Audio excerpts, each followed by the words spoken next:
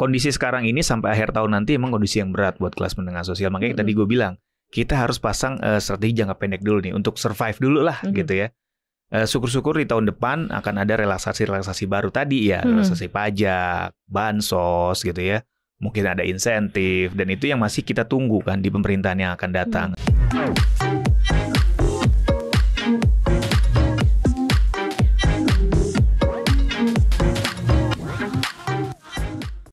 Sobat Cuan, apa kabar? Selamat datang di podcast Cuap-Cuap Cuan. Semoga Sobat Cuan selalu dan semakin bertambah cuan setiap harinya. Ketemu lagi ngobrol-ngobrol di Cuap-Cuap Cuan, segmen Talk with Expert bareng dengan expert kita. Halo Sobat Cuan, Financial Expert CNBC Indonesia. Mas Mana sehat ya? Aku langsung sehat. Kantong sih kayaknya agak. Alhamdulillah. Alhamdulillah sehat. Alhamdulillah sehat gitu kan. Karena kalau jiwa yang sehat mungkin nanti kantongnya juga sehat. Amin. Jadi kita dapat banyak banget sorotan berita terkait mengenai kelas menengah ya. Semua media sosial maupun juga pemberitaan di TV kayak mau di web kayak mau di mana semuanya menyoroti soal hal itu. Bahkan sampai ada riset nih, gue terakhir baca bahaya bom ekonomi atau apa gitu kalau misalnya kelas menengah ini sampai hilang. Sementara kan kita Indonesia ini adalah sebagai salah satu negara yang punya kelas menengah gendut banget gitu, posisinya besar sekali. Tapi ya itu seperti biasa kelas menengah itu menanggung beban berat gitu ya. Ibaratnya dia kayak sandwich generation ya kayaknya kalau di keluarga ya. Nah, ini kita pendekatannya harus seperti apa? Karena sebenarnya sebagian besar Sobat Cuan mungkin sudah merasakan gue juga kelas menengah gitu ya. Gue pun berada di posisi kelas menengah di mana udah ada cicilan, ada potongan, ada tambahan pajak gitu kan, tapi nggak ada bantuan sosial gitu kan. Itu kan salahnya kan mirisnya kayak gitu. Gimana tuh Mas Sai? Ya, kelas menengah ini kan kelas yang memang sangat diidam-idamkan setiap negara. Karena kenapa? Kelas menengah ini adalah kelas yang tingkat konsumsinya paling tinggi nih. Nah, Indonesia dia itu engine ya, pemutar perekonomian. Nah, Indonesia ini kan lagi dapat blessing ya, karena kelas menengahnya sangat besar gitu kan, sangat besar. Tapi di sisi lain belakangan ini memang tekanan-tekanan secara ekonomi juga besar juga nih. Yang akhirnya membuat kelas menengah ini makin terjerembab ke bawah nih, Kak Maria ya. Nah, inilah menjadi tantangan. Di satu sisi, kelas menengah ini diandalkan dari sisi spending. Tapi di sisi lain, kelas menengah ini juga harus pinter-pinter ngatur keuangan gitu. Nah, dengan kondisi yang sekarang ekonomi juga makin sulit gitu ya. Nggak ada bantuan gitu ya. Sementara bebannya mungkin kelas menengah juga banyak. Tidak hanya dirinya, mungkin bisa keluarganya, bisa orang tuanya, adik-adiknya, kakak-kakaknya, saudaranya, dan banyak lagi gitu ya. Kuncinya sih kalau menurut gue sekarang ini kita harus tetapkan skala prioritas kalau soal keuangan. Kita berhenti dulu nih Mas di statementnya Mas Ai, pinter-pinter atur uang gitu ya. Kelas menengah ini kan mengalami kondisi berat itu kan sekarang ini.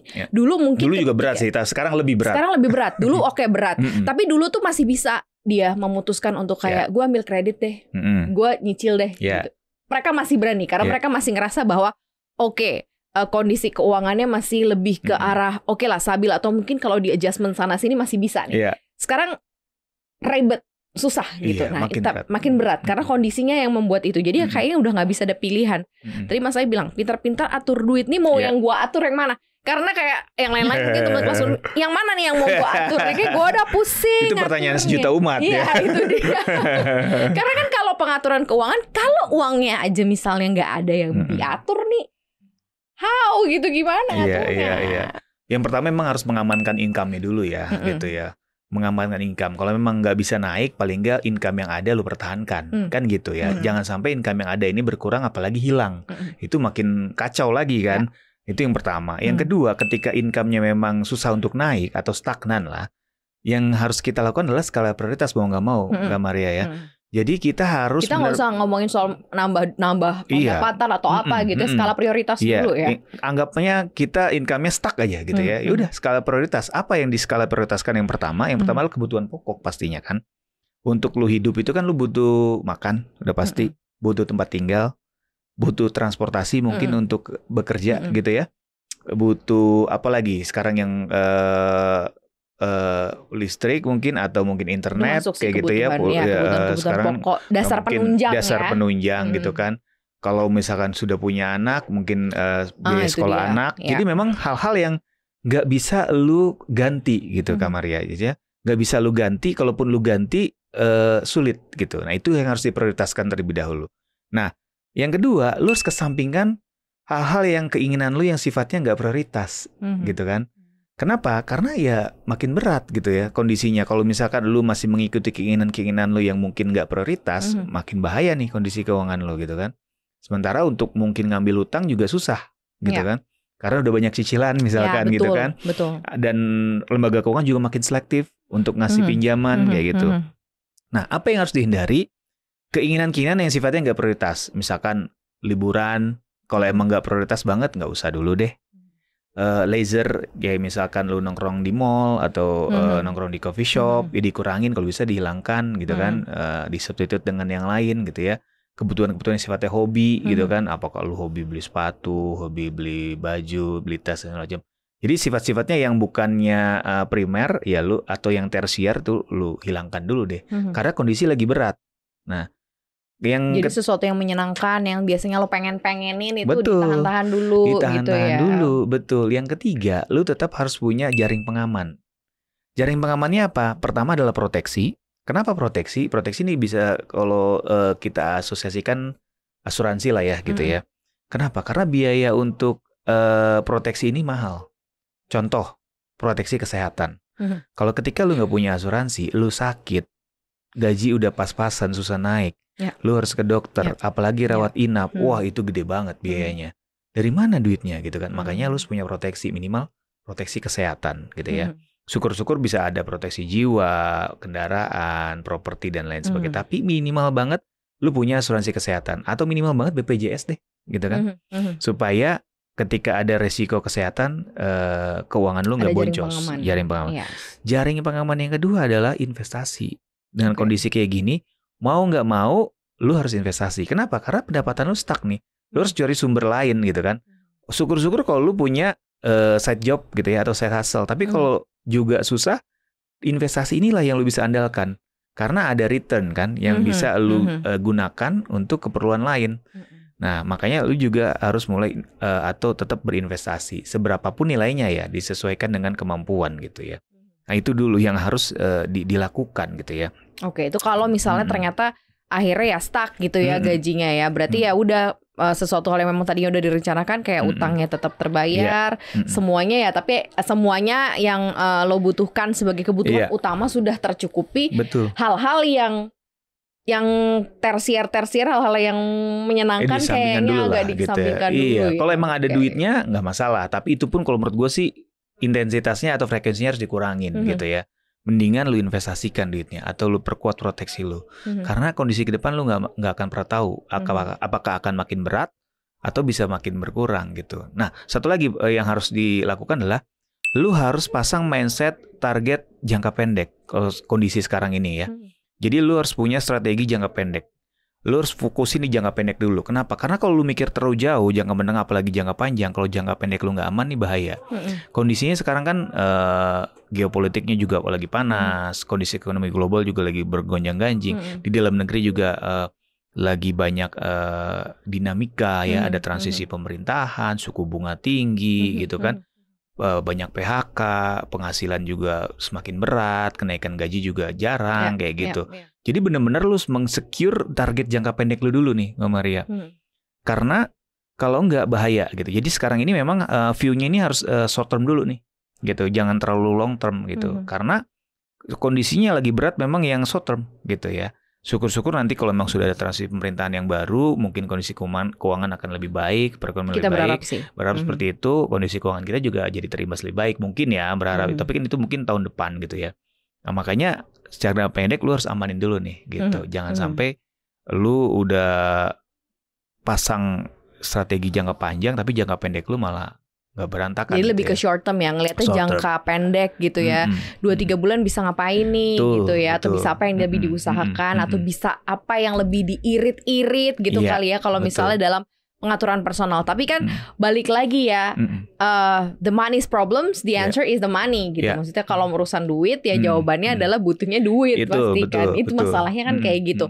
Sudah sejauh mana sih kalau yang lo lihat negara ini cukup concern sebenarnya dengan kondisi masyarakat kelas menengah? Karena ini gue pengen lihat aja gitu view lo. Kayaknya Indonesia nggak terlalu take care enough ya. Karena yang di bawah aman tuh karena bansos pasti kena gitu ya, apa-apa pasti kena gitu. Pas kemarin gue juga cek ada subsidi bantuan sosial untuk ibu hamil segala macam, ternyata itu yang ditujukan untuk yang kelas bawah gitu, mereka-mereka yang pendapatannya sekian sampai sekian. Jadi ini kayak memang akhirnya mereka si kaum menengah ini harus survive dengan apa yang mereka bisa dan mereka punya. Nah, menurut lu nih gimana nih harusnya hadirnya negara untuk mereka-mereka di kaum menengah ini? Iya. Perlinsos itu kan memang jadi salah satu tanggung jawab pemerintah ya, perlindungan sosial itu kan. Dan memang di akhir masa pemerintahan yang sekarang ini banyak kebijakan-kebijakan yang jadinya agak sedikit mengambang. Karena memang kan presiden yang sekarang sudah mau selesai, presiden yang baru belum menjabat. Akhirnya banyak continuity-nya nih mengambang gitu, Mama Maria ya. Jadi sudah disebutin masalah bansos. Nah sekarang ini kan mungkin kondisinya juga masih bingung nih. Karena apakah nanti akan berlanjut di presiden yang akan datang bansos ini apa enggak gitu. Sementara mungkin di presiden yang sekarang mungkin sudah juga nggak berani mengambil tindakan yang terlalu karena tinggal udah terlalu strategis lah gitu kan. Jadi memang efeknya betul ke kelas menengah sekarang ini gitu kan. Minimal at least kalau nggak dapat bansos pajaknya nggak usah dinaikin deh atau nggak usah ditambah-tambah potongan gitu. Betul. Itu bisa nggak sih kayak gitu? Ya sebenarnya kan. Gue nih kayak dalam hati banget gitu ya. Ini curahan hati ya. Antara nanya sama kejadian sebenarnya gitu. Ya kan, maksudnya kan kasihan gitu loh kalau misalnya. Ya coba aja semua yang dengerin kita hari ini juga pasti setuju gitu. Tapi memang kondisi sekarang ini sampai akhir tahun nanti emang kondisi yang berat buat kelas menengah sosial. Makanya tadi gue bilang kita harus pasang strategi jangka pendek dulu nih untuk survive dulu lah gitu ya. Syukur-syukur di tahun depan akan ada relaksasi baru tadi ya, relaksasi pajak, bansos gitu ya. Mungkin ada insentif dan itu yang masih kita tunggu kan di pemerintahan yang akan datang. Sementara untuk di pemerintahan yang sekarang ini kan dianggap udah selesai lah. Udah nggak ada lagi kebijakan-kebijakan baru yang strategis gitu untuk kelas menengah gitu. Makanya yang tadi Kak Maria bilang gitu, kita harus bertahan dengan kemampuan kita sendiri gitu. Lu harus semakin kreatif, lu harus semakin inovatif dalam apa? Menghasilkan duit kan gitu. Dan sekarang sebenarnya kemungkinan itu sangat terbuka lebar ya. Banyak sekali istilahnya pekerjaan-pekerjaan atau side hustle yang bisa lu lakukan tanpa modal yang besar gitu betul. Dengan era sosmed, dengan era keterbukaan tapi informasi. Tapi ya itu ya harus ikut proses. Tapi harus ikut proses dan lu harus kreatif gitu kan dan konsisten jalaninnya. Jadi jangan sampai lu istilahnya jadi generasi yang mager gitu. Udah sih pendapatannya stagnan, lu mager ya udah selesai hidup lu gitu kan. Lu harus benar-benar istilahnya cari solusi-solusi baru gitu kan untuk meningkatkan income lu. Kalau emang formal workernya istilahnya kerjaan formalnya susah untuk naik gajinya. Ya lu cari side hustle lah, apa kayak yang lu bisa lakuin gitu kan, apapun itu, karena memang ekstrim kayak keputusan ekstrim misalnya contohnya kayak pindah kerja gitu kayak gitu-gitu. Kalau ada kesempatan, iya kenapa enggak gitu kan? Ya. Kalau ada kesempatan kenapa enggak gitu? Itu bisa dilakukan dan itu salah satu opsi juga. Nah, triggernya kapan lu harus mulai cari side hustle atau side job atau pekerjaan baru adalah ketika gaji lu stagnan, kebutuhan lu terus naik. Itu tanda kalau lu harus cari penghasilan baru. Either lu side hustle atau pindah kerjaan baru tadi gitu. Karena namanya kebutuhan itu pasti akan terus naik, Kak Maria ya. Kebutuhan pokok terus naik, kebutuhan biaya sekolah terus naik, kebutuhan apapun terus naik. Jarang sekali ada kebutuhan yang turun gitu kan. Makanya harus diimbangi dengan income lu harus naik juga. Tapi kalau udah sekian lama lu stagnan ya berarti ada yang salah. Either lu harus cari penghasilan tambahan atau penghasilan sampingan, atau lu cari pekerjaan baru yang menawarkan income yang lebih besar gitu. Dan itu memang semua butuh proses gitu. Dan lu harus lakukan secepatnya, jangan sampai nanti at the time gitu ya beban lu lebih besar dari penghasilan lu. Nah ini kalau udah seperti ini ujung-ujungnya apa? Utang pasti. Iya benar. Kalau udah utang lu nggak bisa nutup ya udah bahayanya bisa bangkrut gitu kan. Nah ini yang harus kita sadari semua gitu ya. Jadi alarmnya sudah berbunyi nggak nih kalau misalkan gaji kita atau income kita stagnan, kebutuhannya terus naik, nah, jangan sampai melewati income lu gitu kan gitu. Kayak kita karyawan gitu, gaji bulanan let's say 10 juta misalkan gitu. Kebutuhan kita udah 7 juta misalkan, terus naik nih 8 juta, 9 juta, tapi kok gaji kita nggak naik-naik, nah itu udah warning tuh.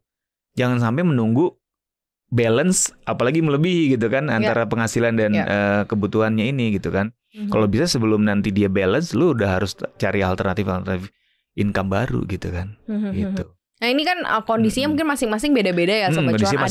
Ada yang memang kemudian ada support system yang baik juga misalnya keluarganya, dan ada tapi yang memang nggak ada support system, akhirnya dia kayak handle semuanya tuh sendiri. Nah yang kayak begini-gini gimana nih? Perhatian atau concern atau kerjasama mungkin jadi satu tim gitu di dalam satu keluarga. Apabila pencari nafkahnya hanya satu atau mungkin keluarga yang lain bisa support untuk jadi dapat cari penghasilan tambahan gitu. Iya, sebenarnya memang hubungan antara keluarga juga itu penting ya, Maria. Setiap orang pasti berbeda ya. Iya betul, case-nya beda-beda. Antara gue sama Maria pasti beda kan, keluarganya seberapa guyup gitu kan ya, sama adik kakak, sama orang tua, saudara-saudara gitu. Kalau emang ada guyup gitu ya, saling membantu enak mungkin. Jadi bisa bareng-bareng gitu ya, bertahannya gitu. Tapi kalau misalkan keluarganya nggak guyup, nah itu jadi masalah juga kan gitu. Apalagi sekarang banyak itu tadi generasi sandwich. Lu nggak hanya menghidupi keluarga lu, tapi orang tua lu misalkan, atau adik-adik lu atau kakak-kakak lu gitu. Itu yang bikin bebannya jadi makin berat kan gitu. Kalau misalkan kebutuhan pokok naik 10% aja kan berarti lu harus menanggung kenaikan. Kalau misalkan keluarga lu, keluarga orang tua lu, keluarga adik lu 30% kenaikannya kan. Sementara income lu naik nggak gitu kan. Nah ini yang jadi pertanyaan. Jadi memang ya memang harus membangun hubungan yang baik juga dengan keluarga. Karena walau bagaimanapun kalau ada resiko, yang paling dekat untuk membantu kita adalah keluarga gitu kan. Orang tua, saudara kandung gitu ya, atau saudara dari ibu bapak atau saudara kita gitu. Kalau misalkan hubungannya baik, paling nggak kita ada dukungan dari mereka. Syukur-syukur kita bisa bisnis bareng gitu kan. Kerja bareng gitu ya, cari duit bareng, itu malah lebih bagus lagi gitu. Dan sekarang banyak yang kayak gitu. Jadi banyak orang yang memulai istilahnya usaha keluarga. Dan sekarang kan bikin kayak perusahaan itu udah sangat mudah kan. Biayanya juga murah gitu. Tinggal lu punya kesamaan visi, lu punya target market, punya bisnisnya apa, jalan gitu kan. Dan itu memang yang lebih bagus dibanding lu mengandalkan untuk cari pekerjaan baru yang sekarang sangat susah sebenarnya, Kak Maria. Karena lowongan-lowongan kerja sekarang juga sangat kalaupun ada, sifatnya yang memang levelnya level bawah gitu ya. Kalau level-level yang menengah atas yang gajinya besar, jabatan tinggi itu agak susah, udah makin susah lah. Udah makin jarang gitu. Nah, itu makanya banyak sekarang orang mindsetnya lebih ke jadi pengusaha dibanding jadi karyawan kantoran gitu. Di teman-teman gue juga di kantor kan gitu, malah akhirnya dia buka usaha gitu. Karena memang ya bukan berarti dia nggak mencoba untuk cari pekerjaan baru, mungkin dia mencari tapi sangat susah gitu untuk menaikkan standarnya dia gitu. Mau nggak mau kan dia harus cari alternatif lain ya. Usaha ini bisa jadi alternatif, tinggal lu cari apa yang menjadi passion lu, cari target marketnya. Buat produk yang bagus udah bisa jalan gitu. Dan dimulai dari kecil gitu. Jangan sampai lu pengen tiba-tiba langsung besar aja gitu kan. Gitu. Kadang-kadang kan orang pengennya cepet cuan. Cuan gede gitu. Ya nggak bisa. Karena emang kita karena emang ngerti sih Mas Ai. Karena memang kebutuhannya itu sifatnya juga cepet sih. Jadi kayak gimana cara gue bisa cuan cepet, karena kebutuhan gue tuh cepet gitu. Kayak ketemu abis bulan ini, gue ketemu bulan depan itu. Persoalan udah terasa di bulan ini gitu. Ini yang mungkin teman-teman rasain. Makanya nggak heran kadang-kadang udah shortcut aja pikirannya gitu. Tapi nggak apa-apa, semua dicoba dulu. Walaupun mungkin semuanya kayak terasa kabut, bikin apa ya. Tapi itu salah satu cara yang bisa kita lakukan mungkin ya Sobat Cuan. Karena kalau misalnya tips-tips lainnya, aku rasa Sobat Cuan paling ngerti ya kondisi masing-masing keuangan. Tapi tadi sudah di-mention sama Mas Ai, kondisinya memang lagi agak berat. Tapi mudah-mudahan masa transisi dari pemerintahan sebelumnya sama yang sekarang ini akan membawa sesuatu yang lebih baik gitu ya. Khususnya yang akan lebih menyentuh teman-teman dan kita terutama di kelas menengah ini jauh lebih enak gitu. Jadi kayak ada ruang, pinggangnya kayak nggak diikat gitu ya. Sekarang pinggangnya lagi diikat ya. Kita support terus Mas Ai pokoknya buat teman-teman kaum menengah dan siapapun gitu ya, dan pemerintah supaya bisa juga mendengar ini. Thank you banget Mas Ai. Thank you. Makasih ya Sobat Cuan udah dengerin kita. Jangan lupa kita ada di Spotify, Apple Podcast, Google Podcast, Anchor. Follow akun Instagram kita di @cuap_cuan dan juga subscribe YouTube channel kita di Cuap Cuan.